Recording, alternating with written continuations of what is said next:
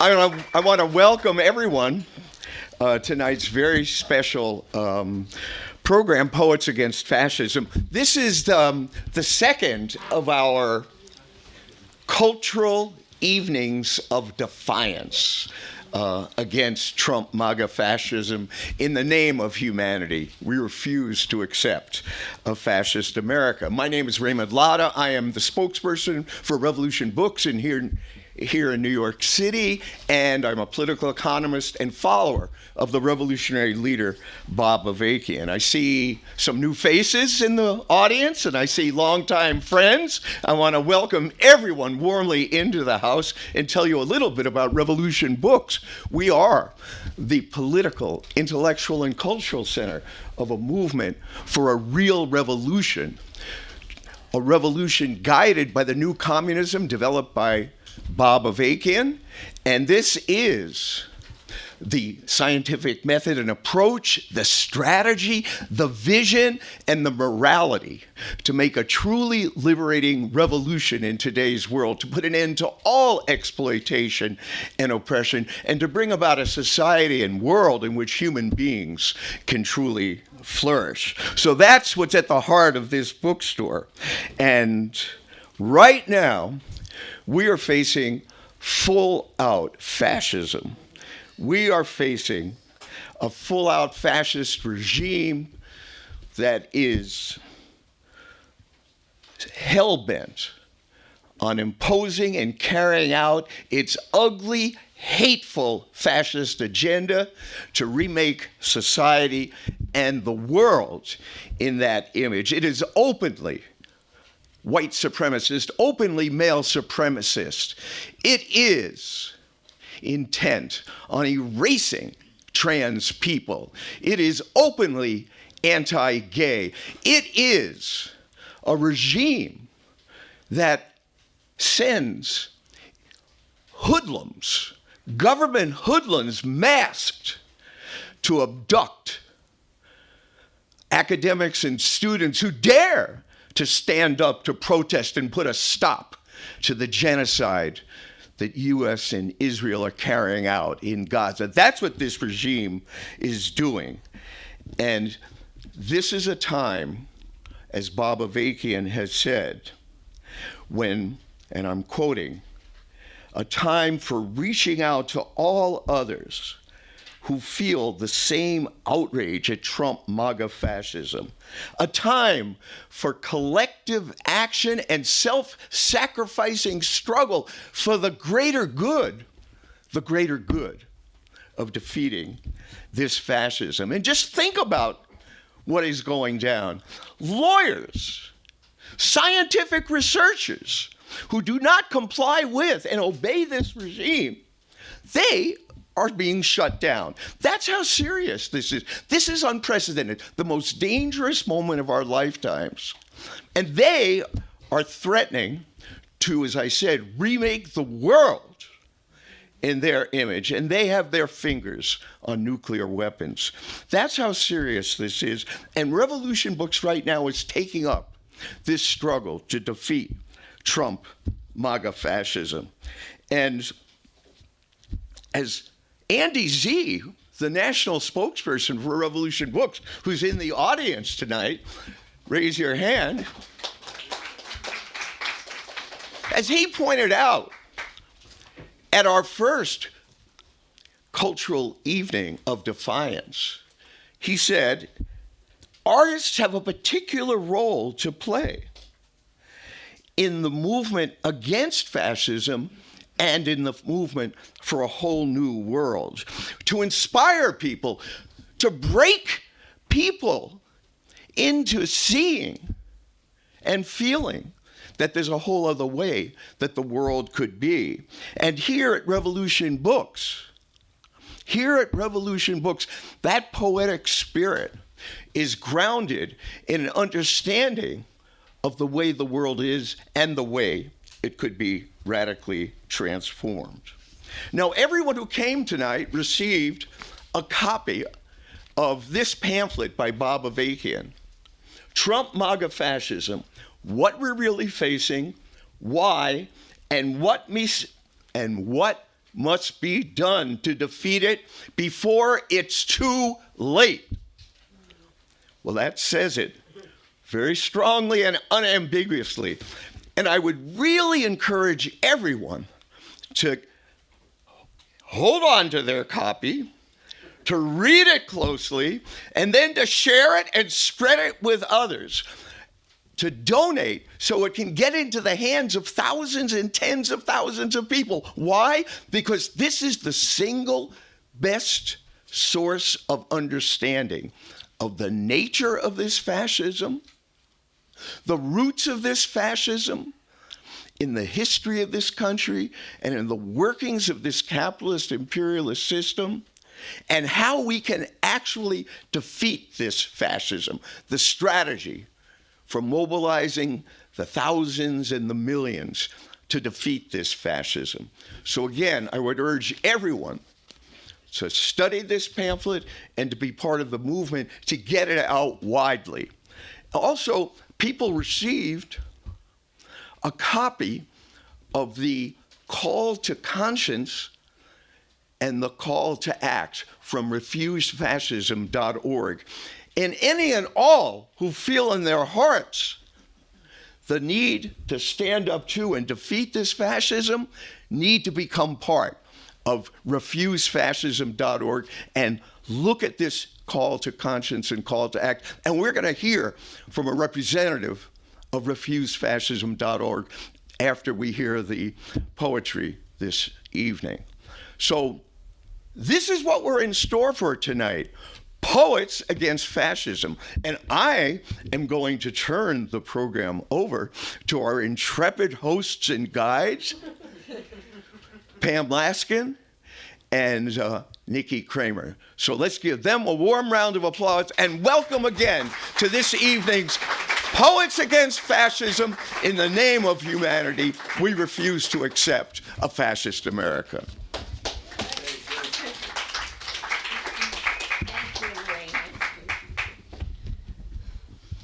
All right. Well, thank you for that introduction. And also thank you to Revolution Books for having us here tonight. We're very excited to hear from all of the poets and artists and everyone that we have here. And thank you to the audience members for coming. And just wanted to emphasize and reiterate just how important it is to stand your ground and speak out for what you believe in during this insane, horrible, crazy fascist government and this time, and just to stand in solidarity with your community and just keep fighting, protesting, and do whatever you can in your power. And especially if you're an artist, continue to make art against this fascist regime and continue to share. And there's so many different ways to share in this current world, obviously. It's very important. And that's why we're here tonight, to share and be vulnerable and support each other and to make community and to keep fighting against all of the craziness. So anyway, I'm Nikki, and just a little bit about me. So I write and draw, and I've made various zines and chapbooks and things like that. And I host different types of events, spoken word events and music events at various spaces. So if you're interested in learning more, you can talk to me or follow me on Instagram at Art by Nikki K. And what else do I have to say?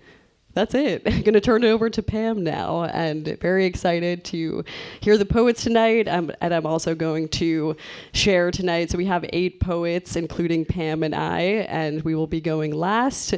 And we're just going to let the poets introduce themselves. So anything you want to say about yourself and your work and about why you're here, you can before you read your poems.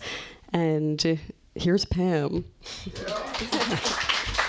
Thank you, Nikki. Thank you, Jane. Thank you, Raymond and Andy and Brenda and Connie, everyone in the bookstore. And thank you, audience, for coming out today. We are so grateful for all of you. And our goal is to pay it forward, to keep this going.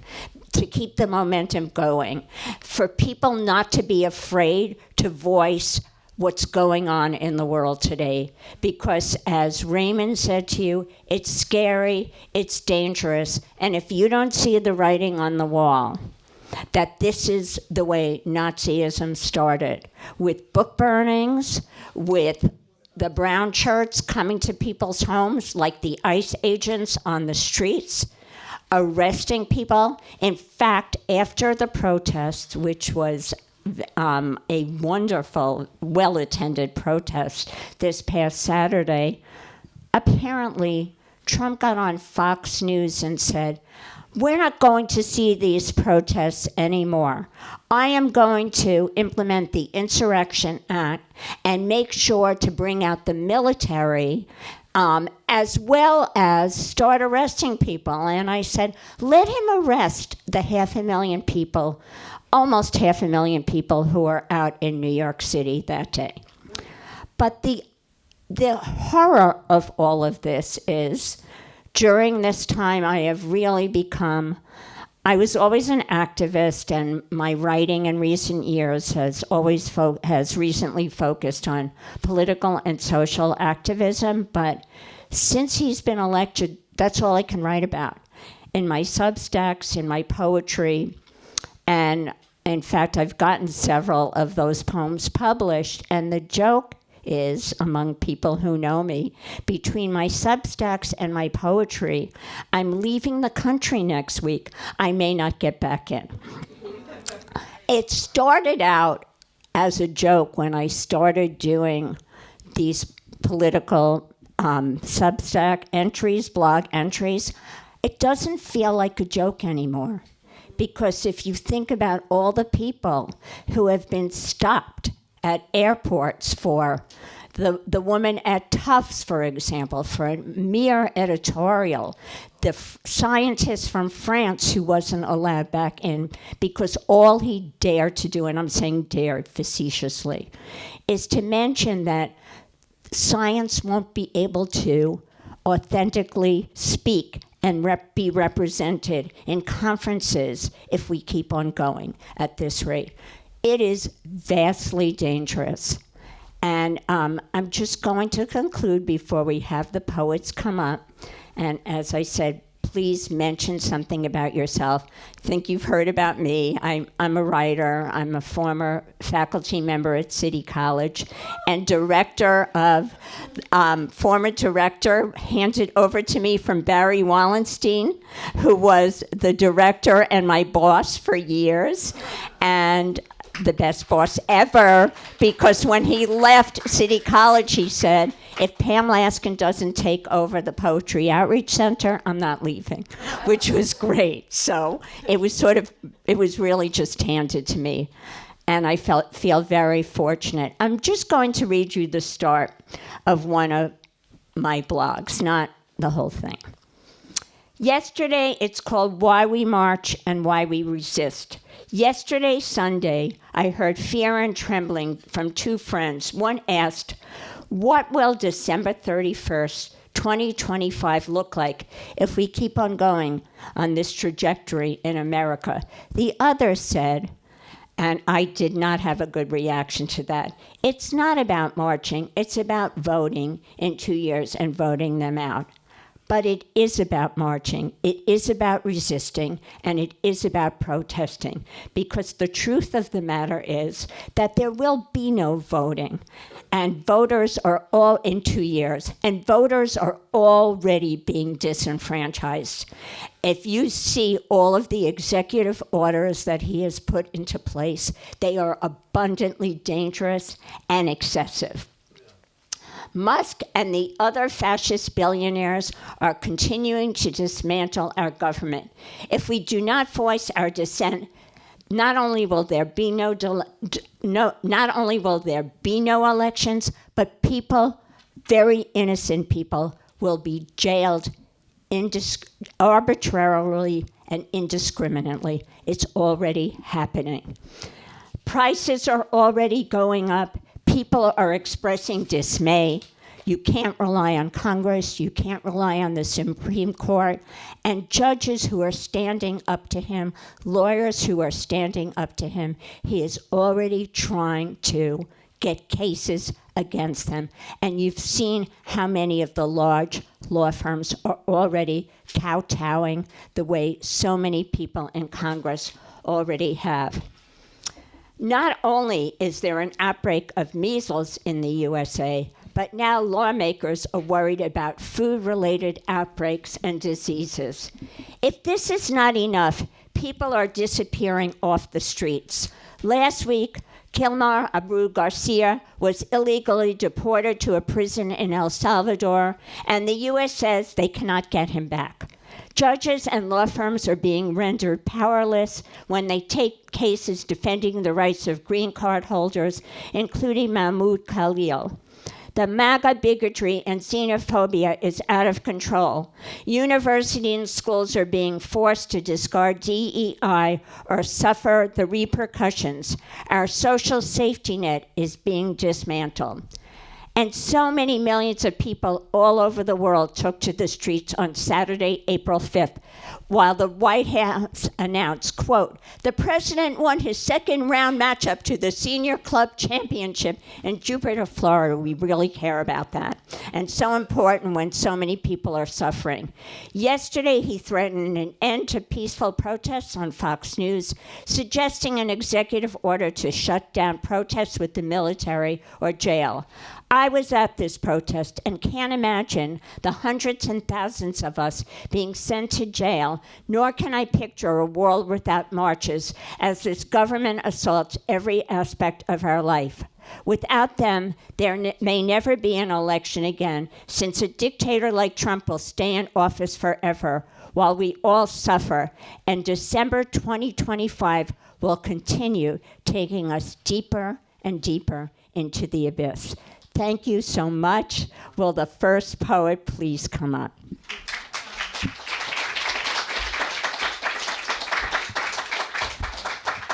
And the first one on the list, Nikki's our... Albert, we're ready for you, Albert. Right here. Right here. I know. Albert sounds very alphabetical.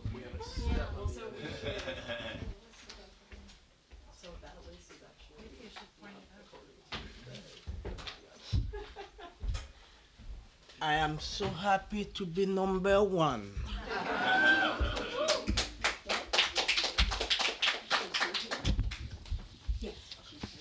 Thank you all for being here. And thank you to the Revolution Bookstore and everyone who works to make it happen. Thank you to Barry Wallenstein, my former professor, mentor, encourager, editor, and life guidance and friends. And thank you, Pam and Nikki, for doing this. Who am I? When I know, I'll let you know.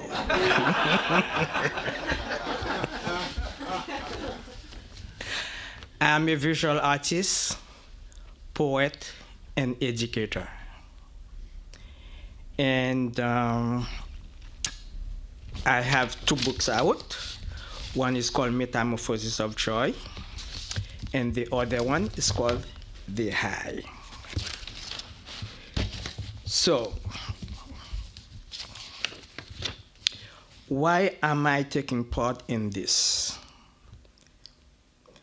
I'm participating in this because I believe in freedom of speech, and I believe in the freedom of the human spirit in the creative process. We seem to think and believe that science moves us forward. But I strongly believe underneath of all the sciences that moving things forward, the artist is there with the creative imagination. So, the human spirit in the creative process is vital, and that's why I'm taking part in this. Thank you all again.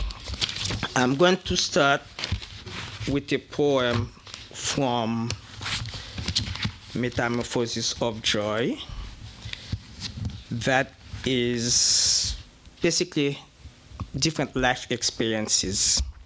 The title is, by the way, if I am going over time, let me know. Well, 2 poems, so. Okay, 2 poems, okay.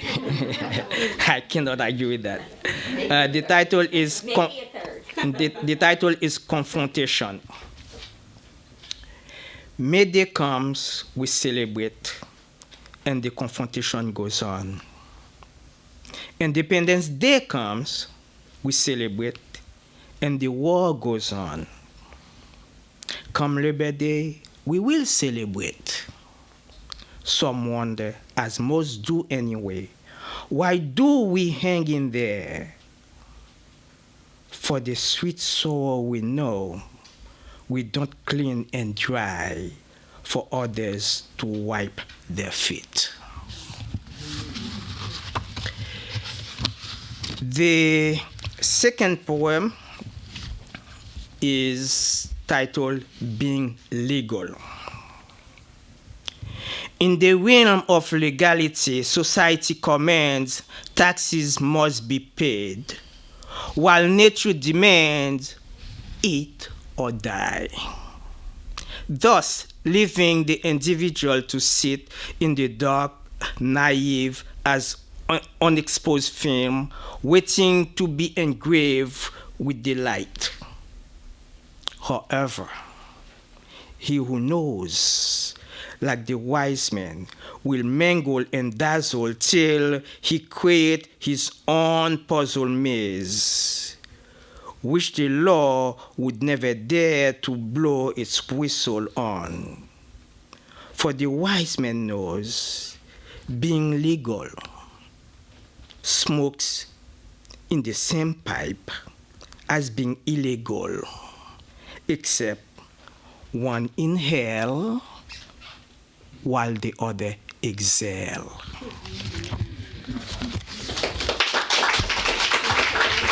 I'm one more.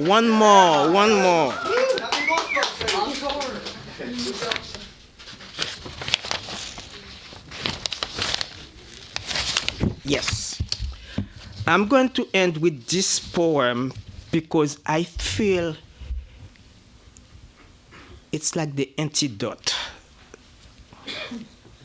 to fighting fascism without thinking that I'm against the other, but realizing that we are all one. Title is Oneness. From diverse corners of the world we come. Very different as we may be, up high between the line, we meander through emotions and enter the field of oneness. In the New York moment, we relish the experience. Here too, we find bliss.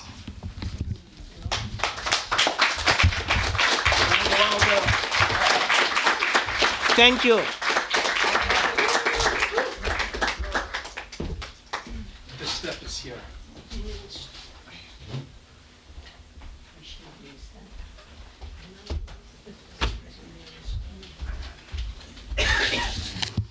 I'm Rashida Ismaili.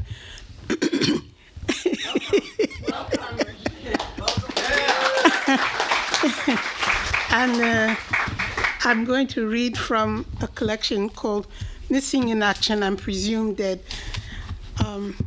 This is a collection that I wrote about 20 years ago. Unfortunately, it's relevant. And it was during the time when people were getting disappeared.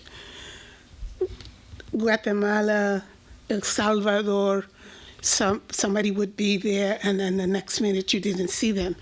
And it speaks to how one gets disappeared. That it's not an inactive kind of verb, I guess, but rather a very active verb. It's deliberate, it's well thought out, just as it appeared at random that these people surrounded this sister from Turkey on her way for iftar. Imagine, she fasted all day, her head is in a different space, and then someone comes and surrounds her, and they're masked. And how does she break fast? I mean, it's just a simple thing. It may not be what revolutionaries think is very important because you're making a political point. But for me, the political point was she was on her way to iftar. How did she break a fast? With whom did she break a fast? And men she did not know were actually manhandling her at that time when she was on her way to prayer. It's a very, very big, it's very big for me and for her. So, the first poem I'm going to read is called Appeared. If, when dawn comes and you are gone, do not leave a note of farewell. If, when day is full and evening comes darkening nearer and expectant you have gone, do not send word. Let me find a way to recapture the rib by rib of your chest, the special curl of hair in a special place. If, when a new year births, you are not here, do not send word by air, land, or sea. If, when merrymakers throw pots and pans together and you are not here with me, do not send coded letters by couriers and the like.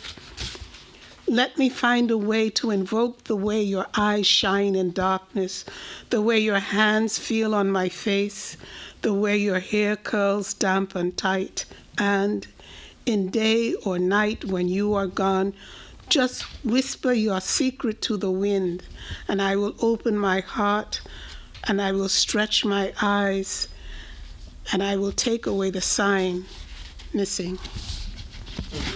Wow.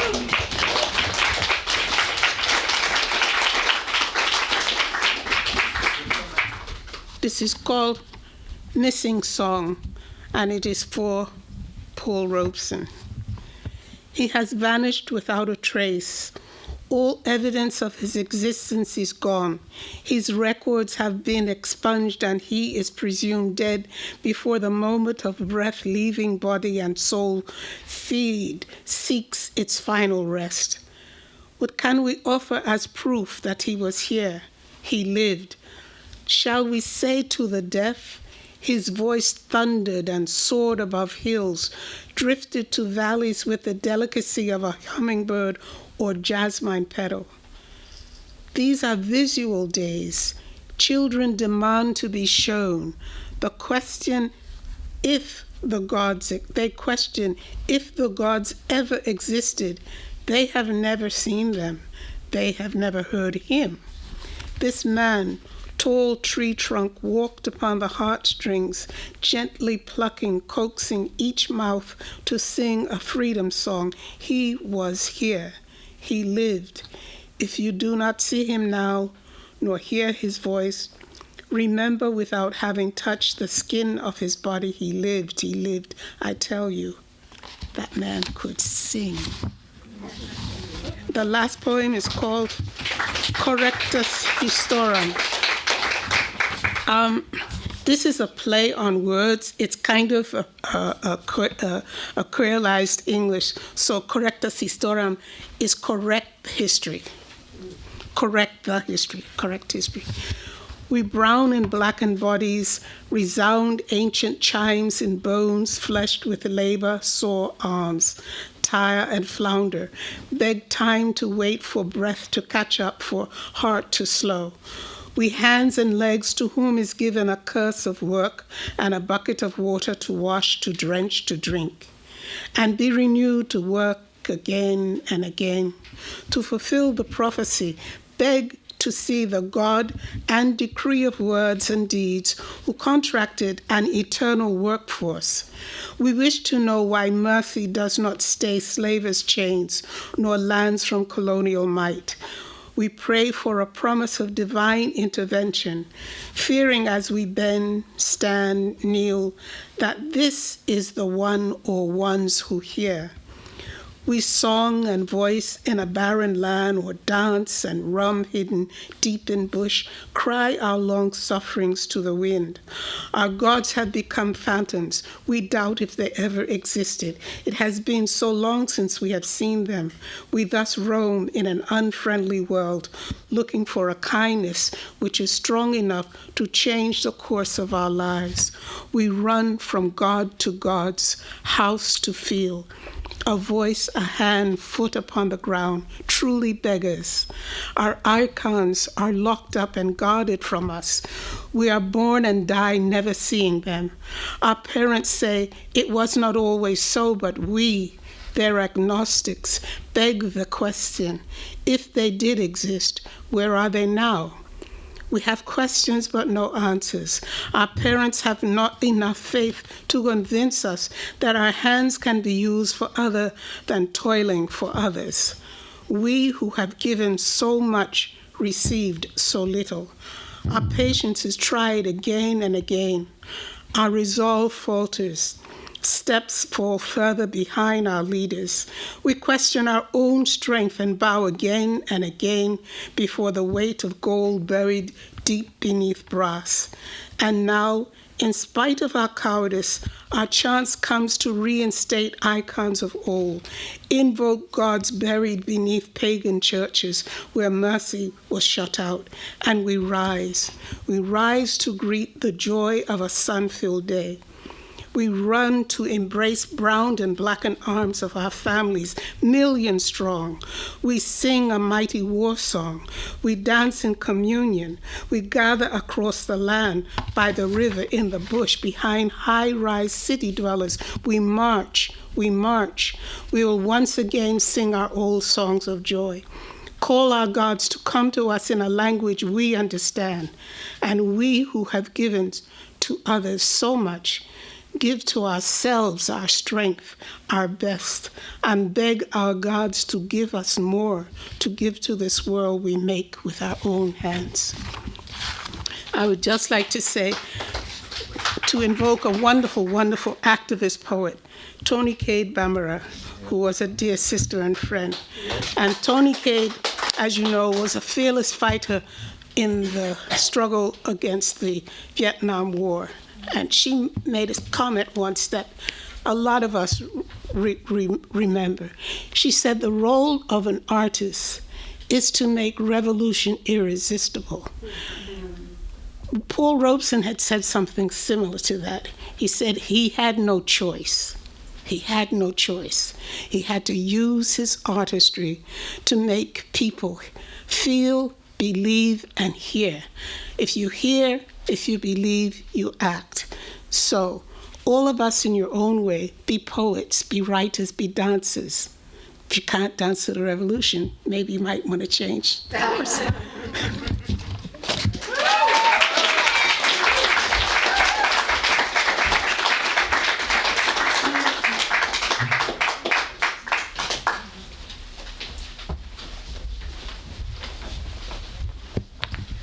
Hello, everyone. Hi, thank you. Thank you all for being here. Thank you, Pam, and thank you, Nikki, for organizing. Thank you, Revolution Books, for hosting. Thank you, everyone, for showing up, because we're here to show up, and that's what we do.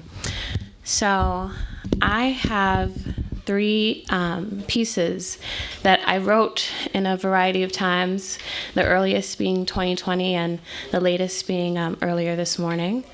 But things are interconnected, and my name is coming.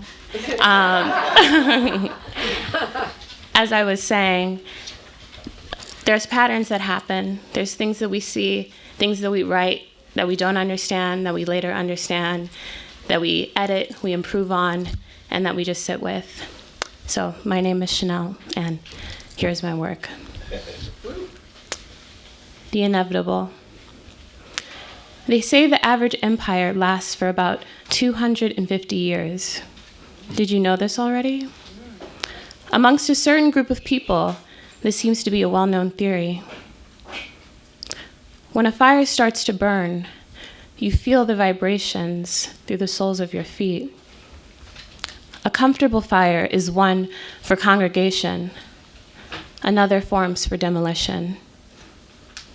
Fire starting is a major theme. Parable of the Sower chronicles 3 years. In 2024, there was awareness. In 2025, there was preparation. In 2026, it was all-out war. Fire starting as Aries enters the planet of Neptune. The sky is that of the empire's first year. We collect ourselves with deeper consciousness, reimagine it clearer, but yet and still, there is a war.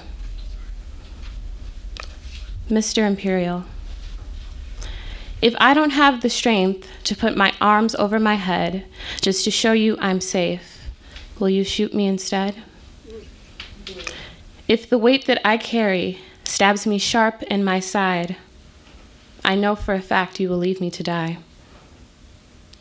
More than one attempt has been made on my life, on our collective state. It's greater than conspiracy. When you see your reflection in my glossy brown eyes, you recognize the fragility of your position. You see yourself. You make an enemy. Mr. Imperial, when I murdered my brother, you cheered me on.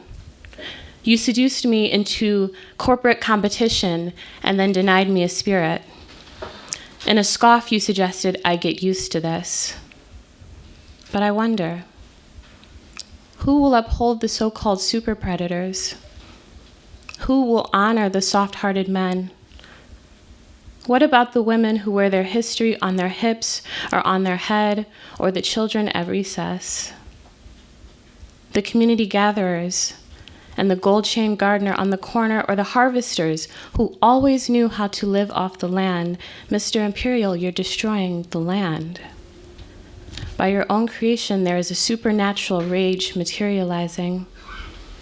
The oracles you made martyrs are not happy. They want us alive, Mr. Imperial. They want us to kill you. They want you to recite their names. The third part is a mantra. I invite you to repeat the line with me 4 times. I'll go first, and then we'll go together. We sow the seeds so our descendants eat the fruit. So our descendants eat the fruit. We sow the seeds so our descendants eat the fruit. We sow the seeds so our descendants eat the fruit. We sow the seeds so our descendants eat the fruit.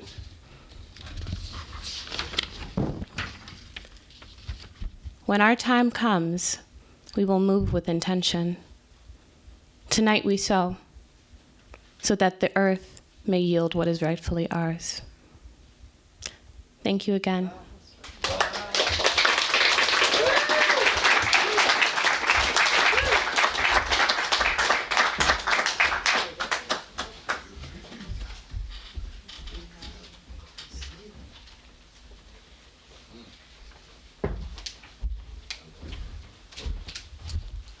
Howdy. Y'all hear me? Yeah. You been in the back? Yeah. All right. Let me introduce myself. What doesn't kill you makes you stronger, except burns, hepatitis, and longma. I'm the L-O-N-G. You can't spell longma without O-M-G. You like that? I am an artist, obviously a poet. But I also do filmmaking, and I'm a songwriter. I like to create art because, art is like medicine for your brain. And people may not understand how sick that they are, and I'm not a doctor, but, there's nothing wrong with having a little extra good stuff in your system. Before I get started, friend of mine gave me this quote early this morning. Creativity is so important because we offer people a chance to see who they can be, not just who they're told to be. So, thank you. This first piece I wrote last year for people in Palestine, had designed a postcard for them. It's called Definitely, Death, Deafening, Indefinitely.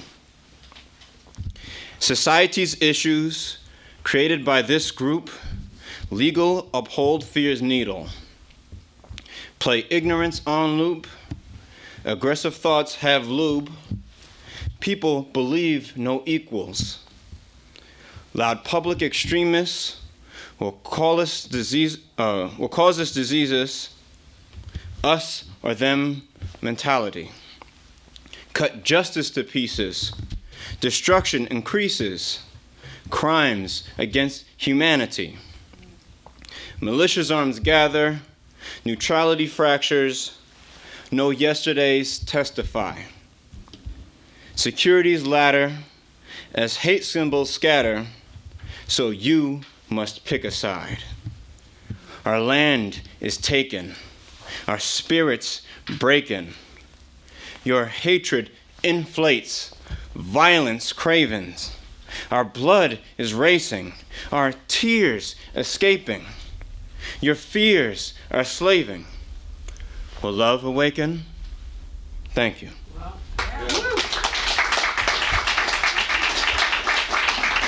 Now, this next piece I had been writing for this specific occasion, and I finished it this morning myself. So, pardon it if it's a little bit rough, but I give it my good honest try. It's called Murdered to Life.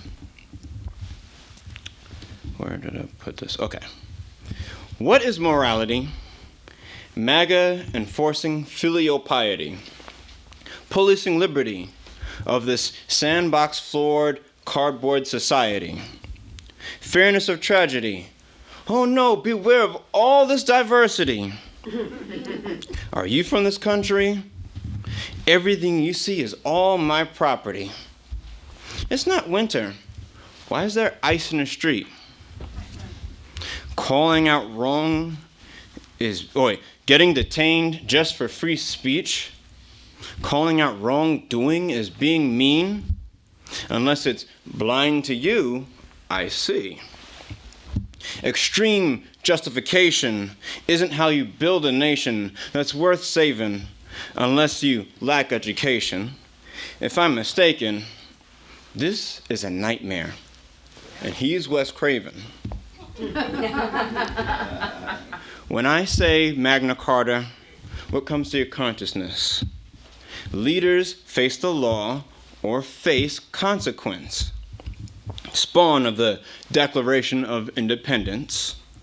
America's a cowboy and the world's the Wild West. So saith the Pax Americana. QAnon couldn't make up this drama. Holy wars, finances, orgy with trauma. I bet Elon Musk and Donald Trump have matching pajamas. Off to El Salvador or Guantanamo Bay. Prison reform will only sculpt more slaves. History can change all with a bang. Don't wait for the sun to go. Go dance in the rain. Democrats come together only to complain. It's AI, not truth, he claims. Who died and made you God, cheese puff? Certainly not that job or Jesus. I'll butt heads with whomever says money like Beavis. This is white housekeeping, and it's time to clean up. Justice has traded its blindfold for a pimp. Give the apocalypse a French kiss. Conditioning human disembowelment, the lesser of two evils, an innate base lawlessness. Behold my scarlet letter, Salem, I am a witch. Target on my back, easy for firing.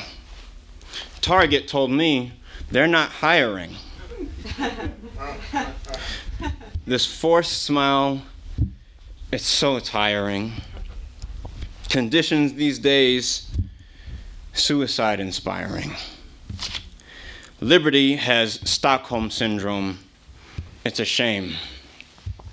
Ask yourself, how do you feel about your part in this game? As patriotic education takes its place. The reason why I wear this mask on my face and say, the evolution shall be stupefied. The devolution shall be televised. The revolution shall be demonized. And the resolution shall be pulverized. Thank you. I don't know if I have time. Okay, all right, cool. All right, well, we are going to experiment real quick. I wrote this piece also last year trying to be allegorical, and we can only hope that it's received well. Where on earth did I put this thing? Just had it to. I'm sorry, I'm gonna be right there. Okay. It's called Cockroach. And I call it that because cockroaches have this tendency to be able to survive whatever conditions that they're put in.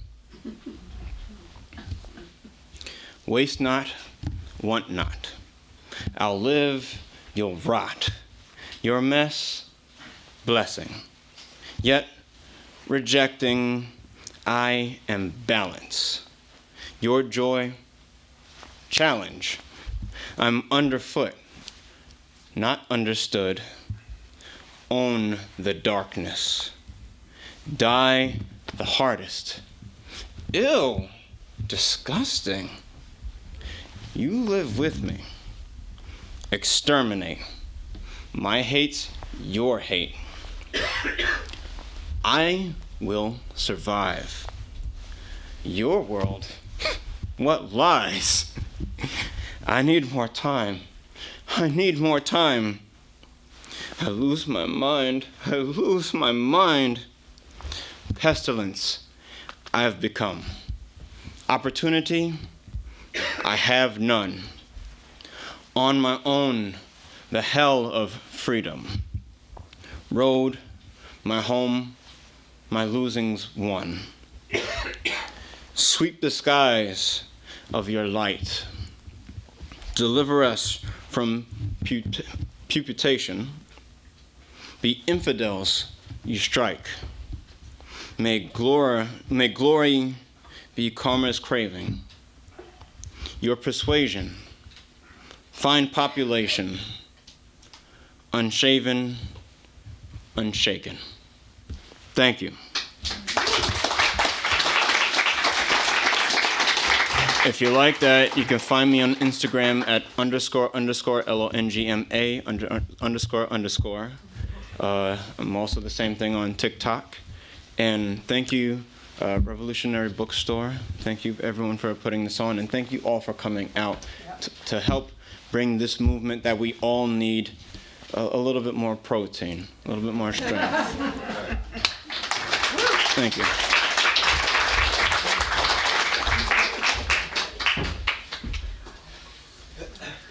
Is Brooke here? Brooke? No. All right.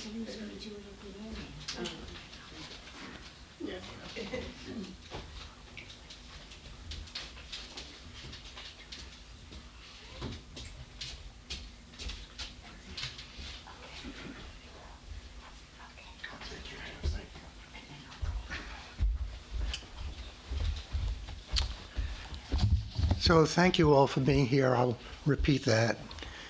And especially for this bookstore and the resistance that it symbolizes and activates. And thank Pam and Nikki and the readers that were before me. So I was asked to say something about why I wanted to be a part of this. It's necessary not to sit and just gripe and feel constant lamentation for the moment we're in. So being in a community of like-minded comrades, it's better than not doing that. And I was motivated always by this proverb from Senegal, a Senegalese proverb, I am because we are. And I like that better than Descartes.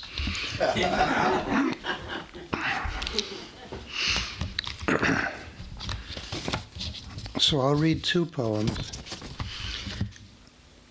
This is called The Chief, and this was written during the election process. And it has an epigraph from James Joyce. History is a nightmare from which I'm trying to awake. The Chief, Part 1, without a name. The Chief's name lit up the sky and left it damaged. But the sky stayed sky, and the mountains too, mountains. And the restless bodies of water all remained indifferent to the fabrications of our grown-up darling, who won the minds he won by remaining a child, grown into a prankster, dressed in a scowl or a golden smile that escapes all doubt. At the rallies, he thrills the fans. They see and hear and feel how he's been so unfairly hurt, a martyr, untied to any cause or country. Under the whine of his voice, they embrace his grievances, wear them like his own, wear them like their own. When the show ends, they carry their thrills home, itches in need of a claw. 2. The Chief, still without a name, is also without fabric. Here's the question. Is this fake or a phantom? A specter spawning a spectacle, devoid of song or dance or comedy?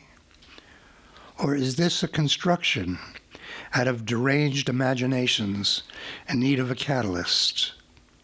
Or is this the fantasy of an adolescent frog who's been stepped on by a nightmare from which I'm trying to awake?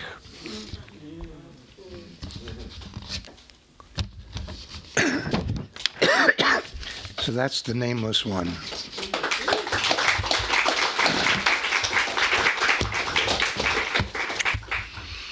And this is an early poem, but it seems more and more relevant, or the feeling of it. And now for the music. There's a terrible rhythm bearing down, a boy with a drum and a permanent frown, a mask on the wall which won't go away, no matter where you move, no matter how you pray. Imagine wearing the mask that haunts you. So the devil floats up off the map of crime, the expensive coat and a $5 shine. He walks and he talks to the beat of the drum, and the hands of the boy bashing, sweating, not yet done. He's average in the music, he's new, and doesn't know this time what to do. But the devil does, and does his dance, a rhythmic jolts and the cuts of chance. He forgets the boy who beat the drum in the last few hours of the blasted sun. Thus the world comes down at the end of the day, in the woods, the fields, where animals play, where men like tigers act like spiders, weaving about, breathing upon their ghost-like prey. Thank you.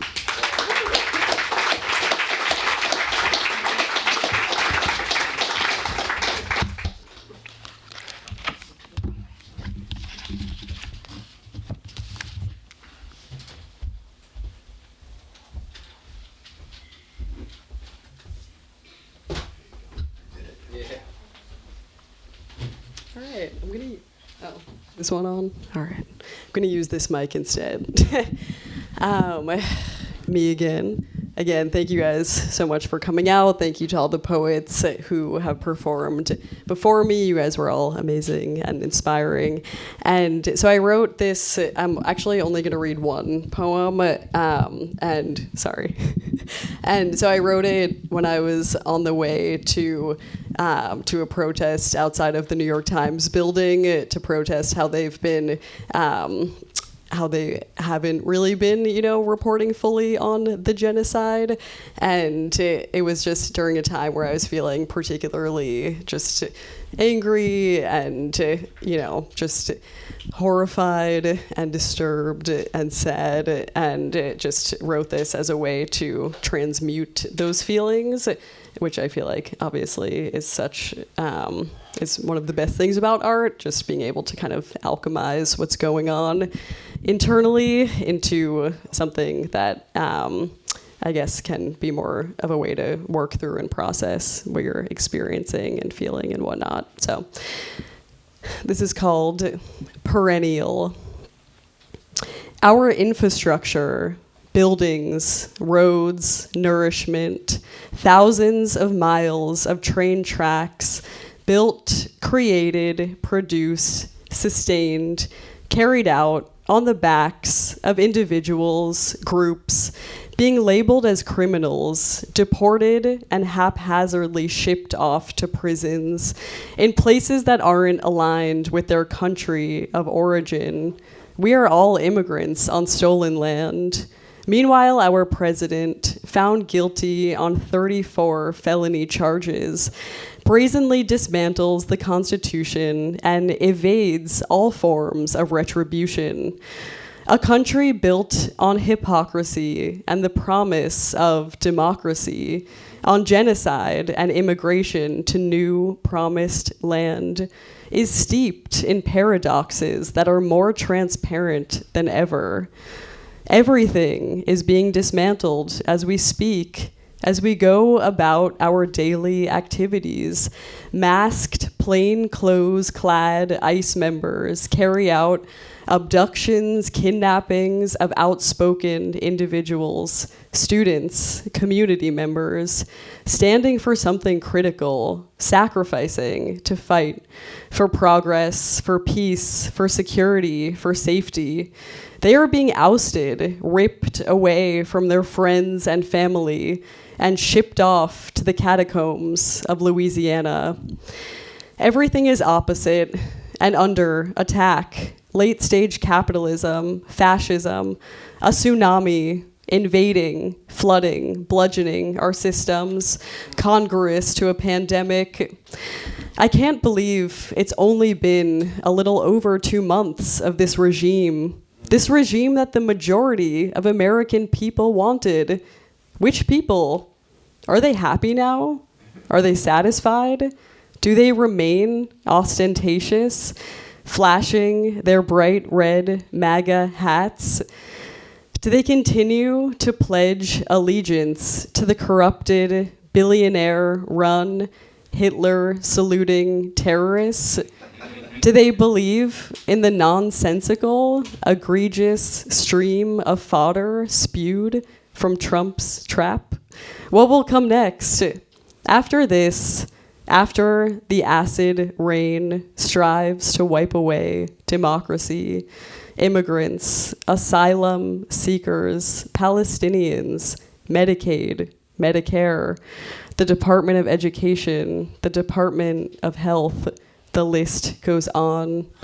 What will be left? Ashes, tech giants, oil companies, relics, memories.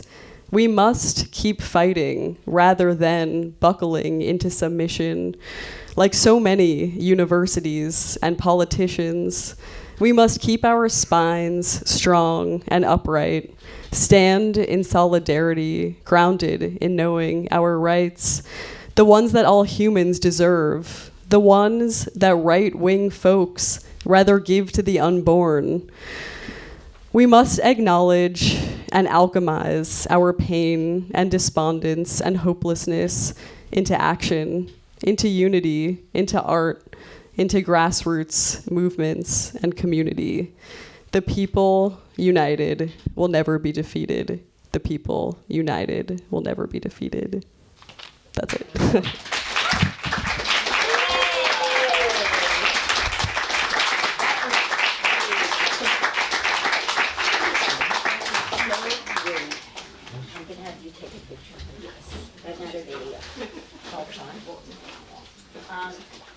You know what? Before, as I'm looking for my camera, I want to bring Travis Morales up here because before I read, which will be the last 3 poems, and then we'll even have a Q&A if you would like to ask the poet some questions.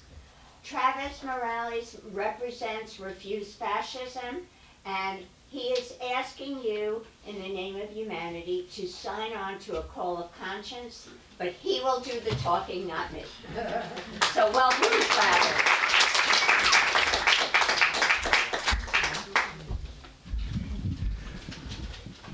So I have just a few questions before I talk about this call to conscience and a call to act.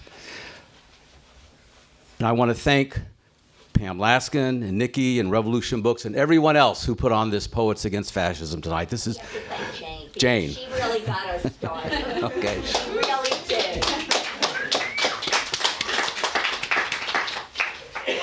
And I'm going to make certain assumptions in asking these questions, okay?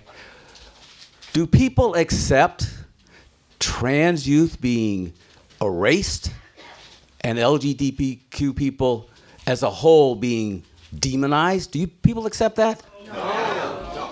Do you accept pregnant women dying because the abortion that they need is illegal? The abortion they need because the fetus has died in their womb and they're suffering from sepsis. Do you accept that? No. Do you accept gasoline being poured on an already burning planet? No. Do you accept Gestapo-like ICE agents rounding up immigrants in the dead of night off the street and then sending them to a concentration camp in Jenna, Louisiana? No. Do you accept a fascist America? No. Are you willing to work with Refuse Fascism and others to drive out, in the name of humanity, this fascist Trump regime? Yes. Okay. Then I want to call on everyone in the package or the literature that you were handed out when you first came in to look at this pamphlet. It's entitled A Call to Conscience, A Call to Act. And I want to just point out something about that name, okay? Declarations can be very important. Statements can be very important. But this is a call to everyone to act, a call to conscience.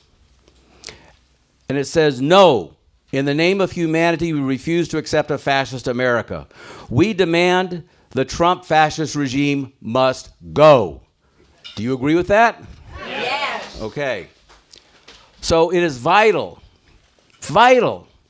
that everyone in this room both study this, read it, go online, send it to everyone you know to spread this, because this is a powerful tool to bringing forth the millions and tens of millions of people who I'm sure you want to see out in the streets creating such a profound political crisis that this fascist Trump regime is driven from power, that they're not even able to continue with this fascist program. And that's the importance of this call. And people should read it, sign it, spread it, and donate to it. Because this is a vital tool in the way that we're going to bring people together in the name of humanity to drive out this fascist Trump regime. And I want to invite people to come and talk to me afterwards about how you can contribute the many ways with your skills, with money, lots of money, that's needed, as well as your ideas, your thinking on how we can bring many more people into this movement. That is vital for this to happen. So please come talk to me afterwards. Thank you. All right.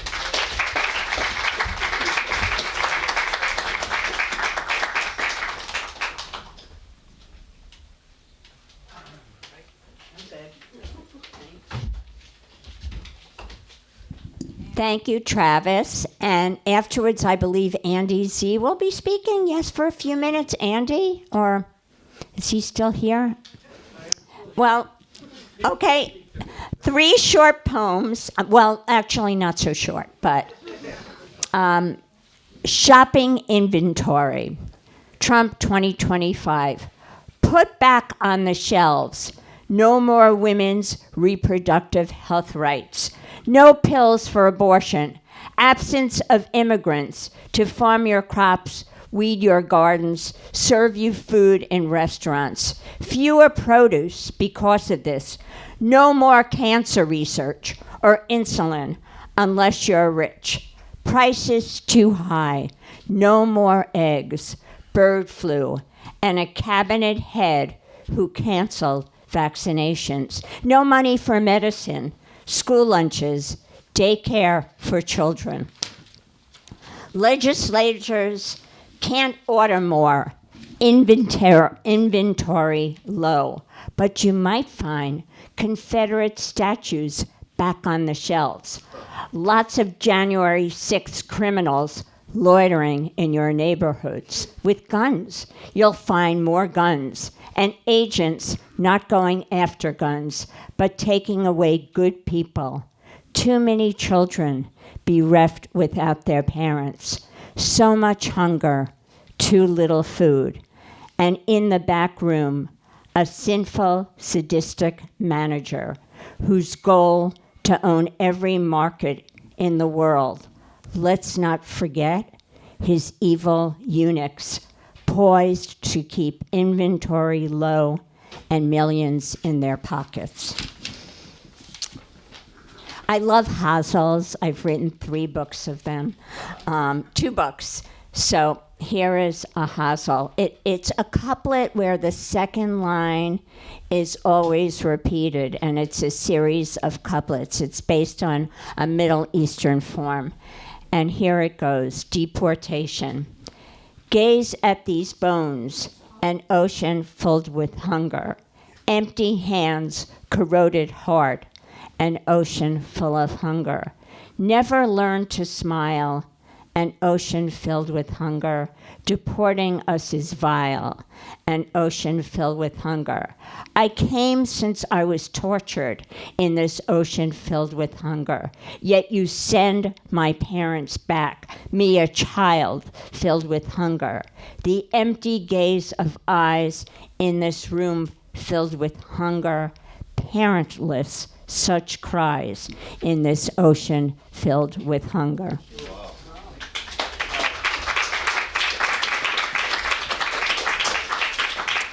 And the other one, another hustle, Apocalypse Now, a hustle. Today Trump is convicted, the fire does a dance. He thought he'd get immunity, the fire does a dance. He kept his stolen documents, the fire does a dance. Cause rioters into a trance, the fire does a dance. Craziness like cancer grows, the fire does a dance. Now he is the president, the fire does a dance. Putting innocents in jail, the fire does a dance. Talking always off the rail, the fire does a dance. Immigrants in unknown seas, the fire does a dance. And now the flames, people flee, the fire does a dance. In LA, 10,000 displaced, the fire does a dance. Many dead, homes destroyed, the fire does a dance. Trump He blames the governor. The fire does a dance. Death and destruction, now they reign. He laughs. The fires dance. Thank you so much. Thank you, Jane. Thank you, Nikki. Thank you, Raymond. Thank you, Refuse Fascism. Thank you, Revolution Books. Two things before Andy speaks, if he chooses to. We hope to do more of these. Yes. And we hope to do not just tonight, it was poets against fascism, but writers against fascism, where we have fiction writers, nonfiction writers, and we hope that to build an audience, and an audience not just of people coming to these readings in the bookstore, but an audience of people who really support this movement and see the need for change and signing the call for conscience and using art to change the world and all of the above. And there's one last thing that I would like to say. It's a personal share, and that is, you know, when people talk about DEI, DEI is everything. It's the woman who needs to take off during her pregnancy because she has preeclampsia. It's people of color. It's people of different religious backgrounds. It is people in general. And it is also, I have written a book that will be published this summer. It's also people with disabilities. And I happen to have a grandson who has one, and he's nonverbal. And he is also DEI, because what the government is poised to do is stripping rights of every single person. But for a young boy who doesn't speak and doesn't have that voice, taking the ability to get services to help him communicate with the world is huge. So this affects all of us personally and globally. And that's what you have to think. That my favorite line from To Kill a Mockingbird, you don't know how someone else feels until you step into their shoes. A line from Atticus Finch. Thank you so much, everyone. Andy, you ready for us?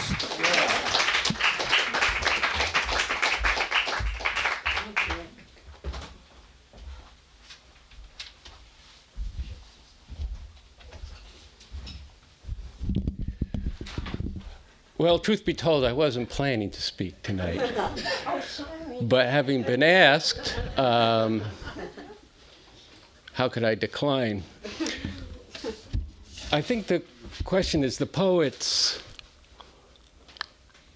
have enabled us to imagine what is happening to people here and around the world right now.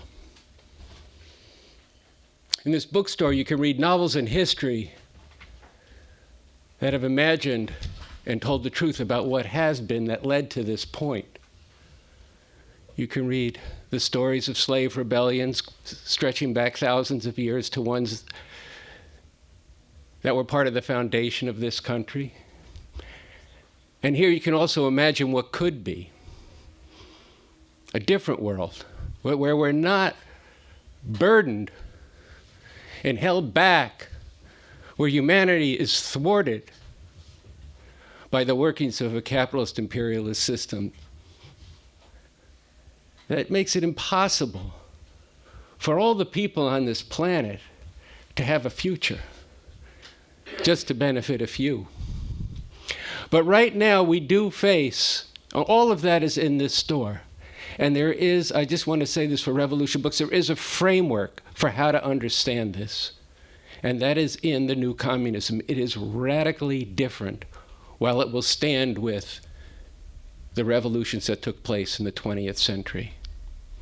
But it is radically different in that it is a revolution that is based on understanding the world as it actually is and how it could be, and based on a morality that is not about the last shall be first and the first shall be last, but it is about a world where there is no longer first and last, but where humanity thrives and where everybody will be able to contribute what they can and get what they need and go to work together to overcome all the forms of oppression and exploitation that have plagued us for the last 10,000 years or so.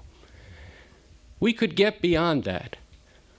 But right now, what the poets have spoken eloquently of tonight is there is an obstacle in the way. An obstacle spawned by this system in the fascism of the Trump-MAGA regime.